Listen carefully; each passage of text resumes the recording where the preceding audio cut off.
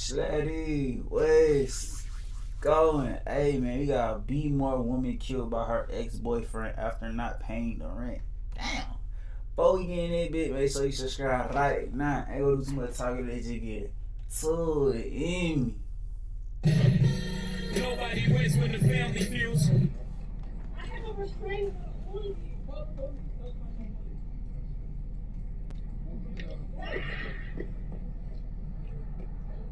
That's why she recording. Hey, get that party. You better come out and call the cops. Come here, girl. Come here. Don't you hear her? Hey, leave her alone. Shut her. Oh my God.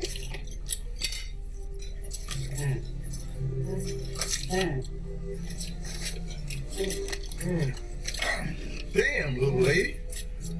You sure can't put it away. Is it a big thing to like go through something and want to go through something alone? Like, is it wrong for you to be like isolated? Like, you don't get that? Like, you can't be isolated? Like, why do everybody make that seem like it's a problem to like want to go through something and deal with it alone? Why can't people just go ahead and be isolated? And why can't, like, you're trying to elevate your life and stuff like that, why you can't separate yourself from your old crew and like it's no hard feelings or anything, but it's like, I'm just trying to upgrade my life. Like, why do people act like it's like a bad thing? Like, why they act like people acting phony or people acting weird? Like, why nobody support it? Like, why y'all guys start talking about how to think like something going on? Like, oh, she don't for us, she don't for that. Like, why it just can't be, oh, she's just trying to get herself together? Like, what's wrong with that? I don't want to be in the hood forever. That's true. That's true. Responsible for taking a young soul off this earth. A mom, a daughter, a sister. We're here to talk about it. This story is a prime example of a love story gone wrong. A one that takes a turn in its worst way possible. A young couple that worked together, took trips together. But like many relationships, until you find that one, it didn't last. So then that one word comes into effect. Everyone handled it differently. Rejection. Some people will tell you, you don't know how you would react in any situation unless you was put in that situation. And that could be true. But some would say a wise person will learn from mistakes of others to not be in that situation, which also can be true. I guess in today's video, we look at a man who couldn't face rejection. And we're going to use him as a perfect example on what not to do as we shine light on this case, pay our respects, and also bring awareness for these type of situations going on today. So before we go over this one, remember, I don't give you the link, I just give you the story. So with that being said, make sure you like, comment, and subscribe. We'll jump right to it. Baltimore, Maryland, a place in its own world compared to other cities in Maryland, from its lingo to its clothes. Well, today, we talk about a couple who lived in Baltimore, both working at Amazon warehouse, and even once living together, which possibly could be the motive on why this situation took place today. In fact, of course, I can't play the entirety of this video, but all on social media about 72 hours ago was a video in a parking lot of a young woman getting assaulted by a man. He was once saying in the video, I have a restraining order on you, before the man continued to chase her and ultimately lead 5 shots in this young woman. Broad daylight, having others record, which was the video that was posted on social media. Now, for 48 hours, police wouldn't release the identity of this young woman or the man. And as of the making of this video, April 25th, 2024, about 3 to 4 days later, this man is yet to be captured. And a picture has yet to be given to the public. But today on the Family TV, after doing research, That nigga ugly as hell. it is, at least his identity. Now, before we go into details on what actually took place, I want to go over the social media of the female victim.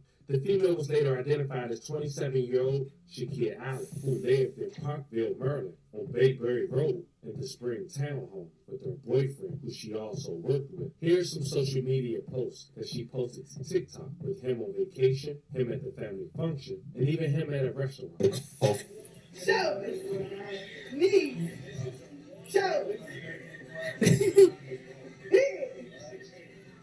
me. Show. No. Shoulders, knees, shoulders, cup,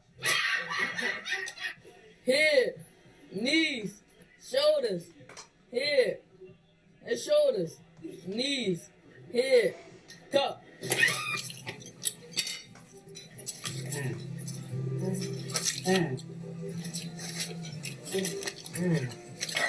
Damn, little lady. You sure can't put it away. But it seemed to been going through some turmoil. And based on public records, we're going to see that this home that this young mom had once lived in with this man, and of course, according to court records, having multiple domestic disputes at this home. Before packing up, she was assaulted, according to the last charge. But both her boyfriend and her didn't show up at court, so it was dismissed. And according to the police report, in late February, when they responded to the report of her ex-boyfriend had assaulted her while she was trying to move out their townhouse, as we just mentioned, they shared together. They arrested him the next day, and he surrendered a handgun that he had on the holster inside his waistband. Apparently, it was registered, while police still haven't named the suspect in her demise. And as we mentioned, that court appearance where both parties didn't show up and her losing her life was only a week apart the day she lost her life. Rest in peace to Miss Allen. Love and condolences to her family, and we send prayers to her daughter. Shakira used to rate movies and TV shows on her TikTok and also did random video. Having TikToks that she once had uploaded with her boyfriend now deleted, just catching spots like some of her Instagram story posts and catching him in videos she forgot he was in. Now in this townhome on Bayberry Road, I want you guys to keep in mind as we continue the video. On the 22nd, she had court for failure to pay rent alongside her boyfriend. But the day before, Shakira would take her last breath, which could possibly be the motive. Sunday, April 21st, 2024, it was a shooting that came at the Parkville apartment complex in the middle of the afternoon. After shots rang out, according to authorities, the gunman didn't appear to be in a hurry to make his getaway. A witness had quoted, "I saw a guy walking very casually with a gun in his hand. By the time the police had responded, the damage had been done, and the man managed to get away. While officers had arrived, they located a female suffering from apparent gunshot wound in the parking lot of the establishment. Baltimore County Police Department Anthony Shelton told us at the scene that the victim was pronounced deceased on the scene. In the initial stages of the investigation, police said they didn't feel there was anything random about this shoot. Now I want to play the clip one more time. Of course, I can't play the entirety. Check the link in the bio if you guys want to check it out at the conclusion of this video. But you hear Miss Allen say, "I have a restraining order on you." I have a restraining order on you.